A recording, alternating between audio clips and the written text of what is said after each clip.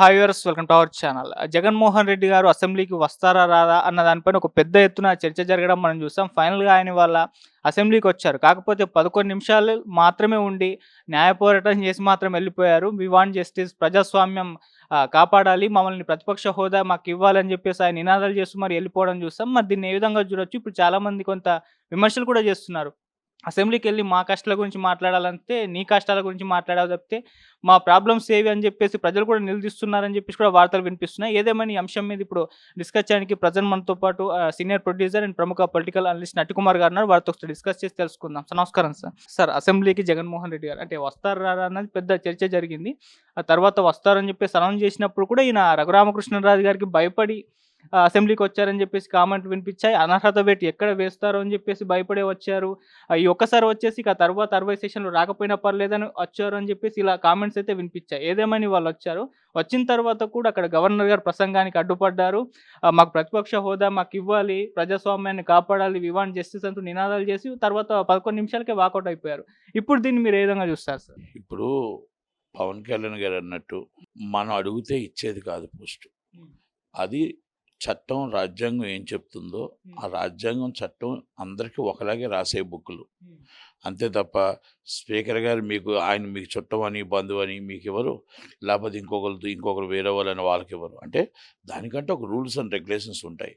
ఆ ఎమ్మెల్యేస్ ఎంతమంది ప్రతిపక్ష హోదా ఇస్తారు. ప్రతిపక్ష హోదా లేకపోయినా ఫ్లోర్ లీడర్ ఉంటుంది. ప్రజల పక్షాన ప్రతిపక్ష నేత అంటే ప్రజల పక్షాన నేత. అంటే మీరు ప్రధాన ప్రతిపక్ష నేత అవసరం లేదు. మీరు ప్రతిపక్ష నేతగా మీకు ఆపర్చునిటీ ఇస్తారు. ఆపర్చునిటీతో మీరు మాట్లాడాలి. ఎవరి కోసం మాట్లాడాలి? మీరు రాష్ట్రానికి ప్రతిపక్షంగా మీరు ప్రతిపక్షం వ్యవహరిస్తున్నారు, ప్రజల పక్షాన్ని వ్యవహరిస్తున్నారు. ప్రజలు పక్షాన్ని వ్యవహరిస్తున్నప్పుడు మిర్చి రైతుల కాడికి వెళ్ళారు కదా, మంచి నాయకులు చేస్తారు. అది మీరు అసెంబ్లీలో లేవనెత్తారా? దాని మీద వాకౌట్ చేయండి. మీరు ఆల్రెడీ వాలంటీర్స్ని మొత్తం టోటల్గా 10,000 ఇస్తా అన్నారు కదా, వాలంటీర్స్ ఇవ్వలేదు, డబ్బులు ఇవ్వలేదు, వాలంటీర్స్ని పెట్టుకోలేదు అనే ఉద్దేశంతో దాని మీద మీరు వాకౌట్ చేయండి. అది మాట్లాడి, అలాగే మీకు పెన్షన్స్ కరెక్ట్గా వెళ్తున్నాయా లేవా, లేకపోతే మొత్తం టోటల్గా ప్రజల డాక్యుమెంట్స్ వెళ్తున్నాయా లేవా, వాటి మీద వాకౌట్ చేయండి. పోలవరం ఎప్పటికల్లా పూర్తవుద్ది, ఏ రోజుకల్లా పూర్తవుద్ది, 2027 అంటున్నారు, అవుతుందా అవదా?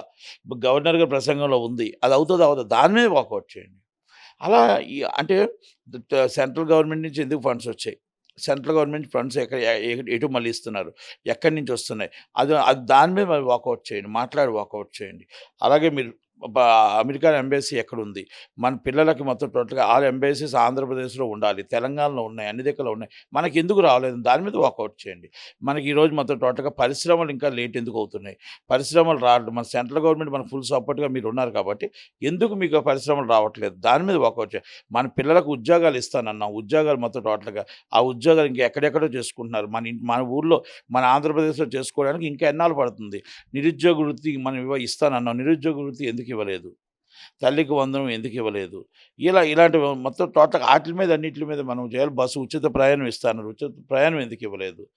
ప్రజల పక్షాన ప్రతిపక్ష నేత ప్రజల పక్షాన మాట్లాడాలి, బయట కాదు. ప్రజల పక్షాన అసెంబ్లీలో నిలదీసి మాట్లాడాలి. మిమ్మల్ని అవతల తిడతారా, అవమానిస్తారా, ప్రజల కోసం అవమానం భరించండి, ప్రజల కోసం త్యాగం చెయ్యండి, ప్రజల కోసం బాధపడండి, ప్రజల కోసం 10 మాటలు అంటే మీకు మంచి అవుతుంది తప్ప చెడు కాదు. మీరు చంద్రబాబు నాయుడు గారిని అరెస్ట్ చేశారు కాబట్టి చంద్రబాబు నాయుడు గారు అధికార పక్షంలో కూర్చున్నారు, మీరు ప్రతిపక్షంలో కూర్చున్నారు.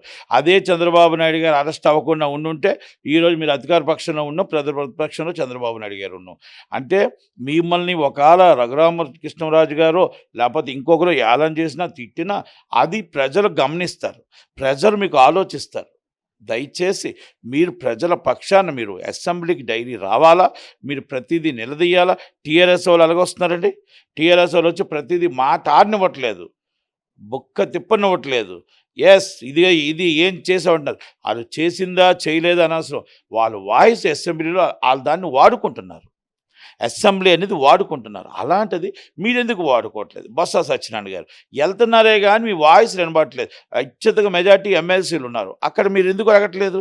అసలు ఇవన్నీ మీరు ఈరోజు వెనకబడే రాష్ట్రాలు, వెనకబడే మన జిల్లాలు ఉన్నాయి, అవన్నిటి మీద ఎందుకు అడగట్లేదు? జాయింట్ కలెక్టర్లు పనిచేయట్లేదు, ఐఏఎస్లు పనిచేయట్లేదు, ఐపీఎస్లు పనిచేయట్లేదు, గ్రూప్ 1 పోస్టులు పనిచేయట్లేదు, ఎవరు మొత్తం టోటల్గా అన్యాక్రాంతం అయిపోయింది, ఎవరికెవరు మాట వినట్లేదు. ప్రజలు అయోమయంలో ఉన్నారు, ప్రజలు ఇబ్బందుల్లో ఉన్నారు, ప్రజల కష్టాల్లో ఉన్నారు. పోలీస్ డిపార్ట్మెంట్ టోటల్గా క్రైమ్ రేట్ పెరుగుతూ ఉంది. మీరు చూస్తే మొత్తం టోటల్గా ఇక్కడ రాజకీయ అరెస్టులే చూస్తున్నారు తప్ప నిజమైన క్రైమ్ రేటు ఆడపిల్లని కాపాడదాం, ఆడపిల్లని రక్షిద్దాం, ఈరోజు డ్రగ్స్ మాఫియాను తరిమి కొడదాం, గంజాయి మాఫియాను తరిమి కొడదాం అని మీరు అనుకోవట్లేదు. రాజకీయ అరెస్టులు మాత్రం ఫస్ట్ ప్రాధాన్యత ఇస్తున్నారు అని ఇది ఎందుకు మీరు అడగలేకపోతున్నారు? ఇది అధికార పక్షము ప్రతిపక్షం అధికార పక్షాన్ని అడగాలి, నిలదీయాల్సిన బాధ్యత ఉంది. తప్పు జరిగితే ఎవరైనా నిలదీయాలి. అప్పుడు మీకు ప్రజల పక్షాన మద్దతు వస్తుంది, ప్రజలు మీకు మద్దతుగా నిలుస్తారు. అవమానం చేసేవాడు నెక్స్ట్ 10 ఓట్లు కూడా రావు మీకు.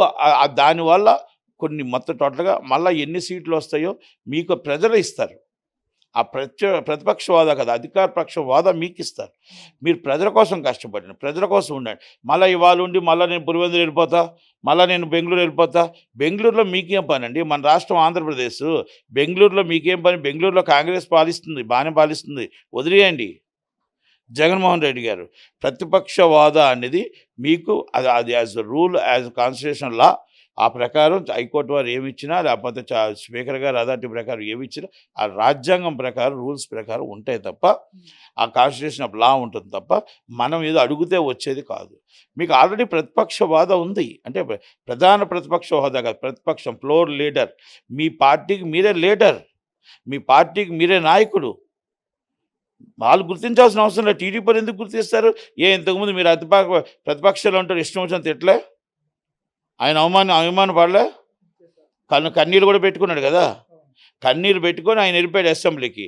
ఆ కన్నీళ్ళే ఆయనకు అధికార పక్షం తీసుకొచ్చింది, ఆ అరెస్టే ఆయనకు అధికార పక్షం తీసుకొచ్చింది. మీరు లోనికి వెళ్ళడానికే భయపడతారు ఎందుకు? వాళ్ళకి మీరు రేపు అధికార పక్షంకి ఎలా రాగలుగుతారు? ప్రతిపక్షంలోనే కూర్చోలేకపోతే, ప్రజల కోసమే మాట్లాడలేకపోతే మీరు రేపు అధికార పక్షానికి ఆడటానికి అవకాశం ఎక్కడుంటుంది? జగన్మోహన్ రెడ్డి గారు అని అంటూ మీరు ఒక్కసారి గుర్తుపెట్టుకోండి. జగన్మోహన్ రెడ్డి గారు మీ దగ్గర మీరు ఇచ్చిన పోస్టులు, ఓకే, మీరు ఇచ్చిన పోస్టులు చాలామందికి లేని వాళ్ళకి ఇచ్చారు. నందిగం సురేష్ గారికి ఇచ్చారు, చాలా మందికి ఇచ్చారు, మన సత్యవతి గారికి ఇచ్చారు, మన వంగ గీతా గారికి ఇచ్చారు, గురుమూర్తి గారికి ఇచ్చారు. లేని వాళ్ళకి రాజకీయం నేర్పించడం కోసం ఇచ్చారు. కానీ రాజకీయం వాళ్ళు నేర్చుకోలేదు, వాళ్ళు రాజకీయం నేర్చుకోలేదు. దానివల్ల మీకు నష్టం వచ్చింది. రెండోది, పోసాని కృష్ణమూర్తికి తిట్టడానికి పెట్టారు. ఏడి పోసాని కృష్ణమూర్తి అంటే అధికారంలో ఉండేటప్పుడే కనబడతారా? ఏడి యాలి, ఎక్కడున్నాడు యాలి? అధికారంలో ఉండేటప్పుడే మళ్ళీ కనబడతారా? అంటే మీకే కాదు, వాళ్ళకి, టీడీపీ వాళ్ళకి కానీ వాళ్ళకి కానీ అధికారం కనబడక ముందు మాయమైపోతారా? మళ్ళీ అధికారం వస్తేప్పుడు మళ్ళీ జై జగన్ అని వస్తారు, జై చంద్రబాబు. అంటే ఇవన్నీ నేను ఎందుకు చెప్తున్నానంటే, మీరు అధికారంలో ఉన్నప్పుడు మీరు ఎంతమందికి ఎన్ని పదవులు ఇచ్చారో, ఎంతమంది ఎన్ని మాట్లాడారో, వాళ్ళందరూ ఈరోజు ఏమైపోయారు? భయపడి పారిపోయిన వాళ్ళకి మీరు పదవులు ఇచ్చారు. నిజంగా మీకోసం ప్రాణం పెట్టే కార్యకర్తను దూరం పెట్టారు. మీకోసం ప్రాణం పెట్టే కార్యకర్తలందరికీ దగ్గర చేయకుండా మీరు జెండా మొయ్యమని చెప్పారు. అంటే కొత్తగా సినిమా వాళ్ళు వస్తే వాళ్ళకి మీరు పదవులు ఇచ్చారు. ఒక్కసారి మీ గుండెల మీద చేసుకొని నిజంగా మిమ్మల్ని మీకోసం కార్నర్ చేస్తుంటాడు. మిమ్మల్ని ఇప్పుడు అధికార పక్షంలో మిమ్మల్ని మాట్లాడటానికి ధైర్యంగా ఒక 10 మంది మీకు ఆడ ఉన్నారా? వాసిరెడ్డి పద్మ గారికి పదవి ఇచ్చారు, ఆమె ఇరుపై ఇప్పుడు టీడీపీ మీ మీద ప్రచారం చేస్తుంది. అలా సో మెనీ పీపుల్స్ అని మొత్తం టోటల్గా మీరు పదవులు ఇచ్చారు. ఆ పదవులు రవిచంద్రారెడ్డి గారు ఎక్కడో కాంగ్రెస్ని చూస్తే పదవి ఇచ్చారు. అప్పుడు ఒరే గిరే ఇష్టం వచ్చిన మాట్లాడాడు, ఇప్పుడు మళ్ళీ బీజేపీకి వెళ్ళిపోయాడు. So many is the peoples. మీకు అందరికీ కూడా మీరు అదే మీకు గట్టిగా మనతో పాటు ప్రాణం పెట్టేవాళ్ళు, మనతో పాటు ఉండేవాళ్ళు మీరు పెడితే బాగుండండి. ఎక్కడ చూడు రెడ్డి, పదవి చూడు రెడ్డి, ఎక్కడ చూడు రెడ్డి, ఐఏఎస్ చూడు రెడ్డి, ఐపీఎస్ చూడు రెడ్డి, గ్రూప్ 1 చూడు రెడ్డి. అంటే ఇది కాదండి. ఎస్సీ, ఎస్టీ, బీసీ, మైనార్టీలు మిమ్మల్ని రాజశేఖర రెడ్డి గారిని ప్రాణం పెట్టే వాళ్ళందరినీ మీరు దగ్గర చేసుకుని ఉంటే ఈరోజు మీ రాజ్యాంగం ప్రకారం మీరు చేసిన మంచి పనులకి 100% 30 సంవత్సరాలు పాలించేవారు.